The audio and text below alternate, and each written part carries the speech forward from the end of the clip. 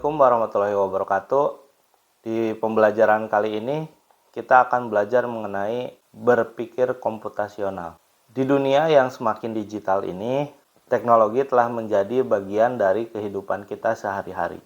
Mulai dari aplikasi untuk memandu kita saat berkendara, robot yang digunakan di pabrik-pabrik, hingga kecerdasan buatan yang berada pada ponsel kita. Semua ini bekerja dengan prinsip-prinsip dasar berpikir komputasional. Maka dari itu, berpikir komputasional menjadi penting untuk kita tahu saat ini. Tapi, apa sebenarnya yang dimaksud dengan berpikir komputasional? Apakah ini hanya untuk para ahli komputer atau programmer? Atau apakah bisa kita gunakan di dalam kehidupan sehari-hari? Berpikir komputasional bukan hanya untuk programmer ataupun para ahli komputer. Ini adalah cara berpikir yang memungkinkan kita menyelesaikan masalah dengan cara yang lebih efisien dan logis.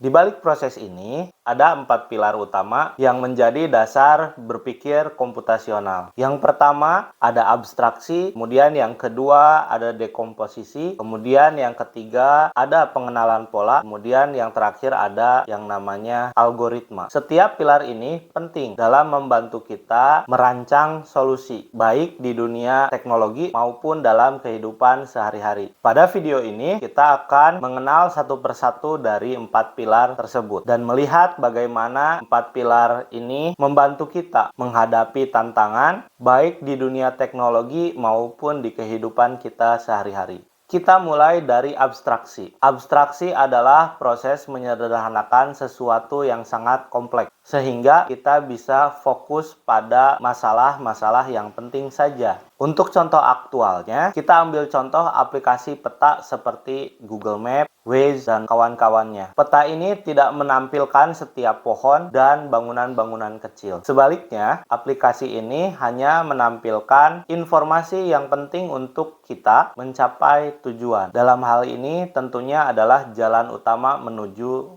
tujuan atau rute tercepat dan waktu tempuh. Inilah cara abstraksi bekerja, yaitu dengan menghilangkan bagian-bagian yang tidak diperlukan dan fokus pada hal yang penting saja. Abstraksi membantu kita dalam kehidupan sehari-hari, dari membuat rencana besar seperti perjalanan atau proyek hingga memecahkan sesuatu masalah yang sangat rumit. Dengan menyederhanakan masalah, kita bisa lebih mudah mencari solusinya. Pilar kedua adalah dekomposisi. Dekomposisi merupakan proses memecah masalah besar menjadi bagian-bagian yang lebih kecil dan lebih mudah dipecahkan. Hal ini memungkinkan kita bekerja secara bertahap dan fokus pada satu masalah dalam satu waktu. Untuk contoh aktualnya, mari kita perhatikan bagaimana sebuah aplikasi pemesanan dibuat. Saat kita ingin membuat aplikasi pemesanan makanan online, proses besar ini dapat dibagi menjadi beberapa bagian kecil, seperti tampilan pengguna, sistem pembayaran, manajemen pesanan, dan pengiriman. Setiap bagian ini bisa dikerjakan oleh beberapa tim, sehingga aplikasi ini bisa dibuat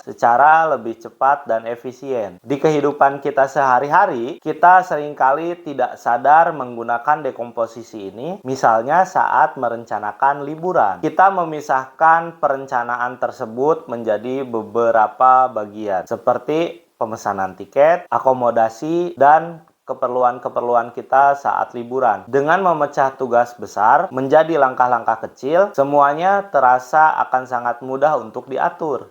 Selanjutnya, kita punya pengenalan pola. Pengenalan pola adalah kemampuan untuk mengenali keteraturan dan pola dalam serangkaian masalah ataupun data. Dengan memahami pola, kita bisa membuat prediksi dan menyelesaikan masalah dengan lebih efisien. Untuk contoh aktualnya, mari kita perhatikan sebuah sistem pendeteksi penipuan kartu kredit. Sistem ini mengenali pembelian yang biasa dilakukan oleh pengguna. Jika tiba-tiba ada transaksi besar di lokasi yang berbeda atau tidak biasa dan dalam waktu yang mencurigakan, sistem bisa mendeteksi bahwa mungkin ada penipuan yang sedang terjadi dan akan mengambil keputusan ataupun tindakan seperti memblokir transaksi tersebut. Di kehidupan kita sehari-hari, kita juga menggunakan pengenalan pola untuk membuat keputusan yang lebih baik. Misalnya dengan mengenali kebiasaan belanja kita atau jadwal kemacetan lalu lintas sehingga kita bisa merencanakan perjalanan yang lebih efisien. Pilar terakhir adalah algoritma. Algoritma adalah serangkaian langkah-langkah yang jelas dan terorganisir yang dirancang untuk menyelesaikan suatu masalah atau mencapai sebuah tujuan. Contoh aktualnya mungkin algoritma di sebuah media sosial. Algoritma sangat umum digunakan di dunia digital, misalnya di media sosial seperti Instagram ataupun YouTube. Algoritma di balik aplikasi ini menentukan konten apa yang akan ditampilkan di feed kalian berdasarkan preferensi dan interaksi sebelumnya. Algoritma inilah yang membantu menyusun konten agar relevan dengan minat kalian tentunya, sehingga pengalaman penggunaan aplikasi tersebut terasa lebih personal dan lebih menarik. Di luar dunia teknologi, kita menggunakan algoritma dalam kehidupan sehari-hari. Misalnya saat kita mengikuti langkah-langkah dalam resep makanan atau saat kita menjalankan rutinitas harian. Setiap proses ini melibatkan serangkaian langkah-langkah yang diatur dengan sebuah urutan agar kita bisa mencapai hasil yang diinginkan dengan cara yang lebih efisien tentunya. Jadi, itulah keempat pilar dasar dari berpikir komputasional. Dengan memahami dan menguasai keempat pilar ini, kita bisa menjadi lebih baik dalam memecahkan sebuah masalah, baik dalam dunia teknologi maupun di kehidupan kita sehari-hari. Terima kasih sudah menonton. Semoga video ini dapat membantu kalian untuk memahami bagaimana berpikir komputasional dapat diterapkan dalam berbagai situasi. Sampai jumpa di pembelajaran berikutnya. Jangan lupa like, komen, subscribe untuk pembelajaran menarik lainnya. Assalamualaikum warahmatullahi wabarakatuh. Sampai jumpa kembali.